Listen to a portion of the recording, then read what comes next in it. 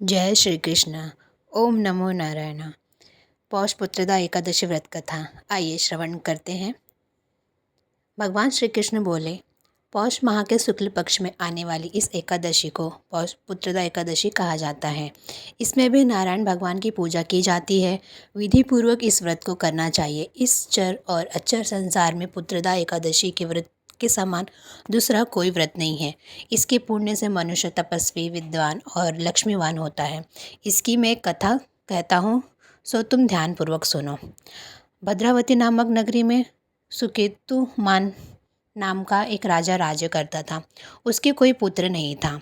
उसकी स्त्री का नाम शव्या था। वह निपुत्री होने के कारण सदैव चिंतित रहा करती थी।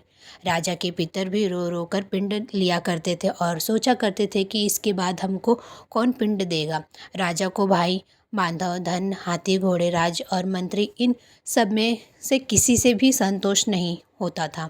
वह सदैव यही विचार करता था कि मेरे मरने के बाद मुझको कौन पिंडदान करेगा। मेरा पुत्र के पितरों और देवताओं को ऋण में कैसे चुका सकूंगा। जिस घर में पुत्र न हो उस घर में सदैव अंधेरा ही रहता है। इसीलिए पुत्र उत्पत्ति के लिए प्रयत्न करना चाहिए।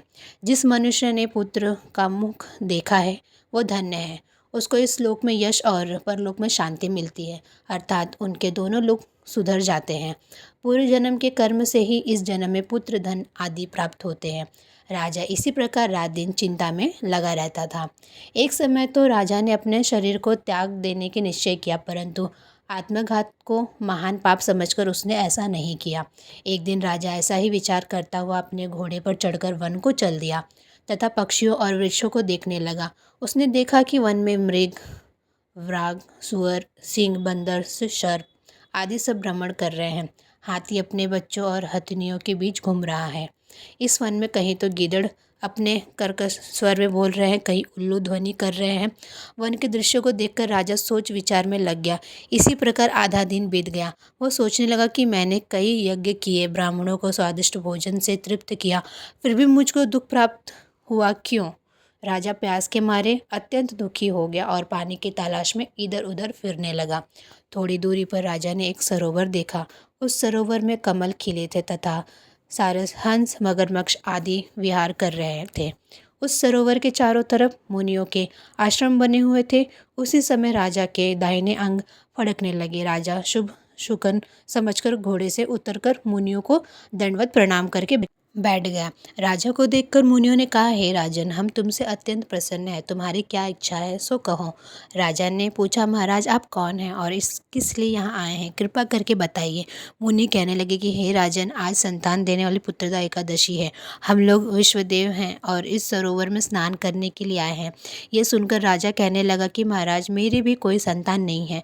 यदि आप मुझ पर प्रसन्न हैं तो एक पुत्र का वरदान दीजिए।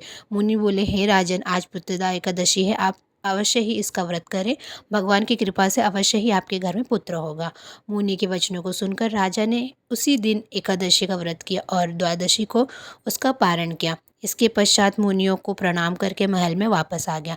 कुछ समय बीतने के बाद रानी ने गर्भ धारण किया और 9 महीने के पश्चात उनके एक पुत्र हुआ। वह राजा कुमार अत्यंत शूरवीर, यशस्वी और प्रजा पालक हुआ।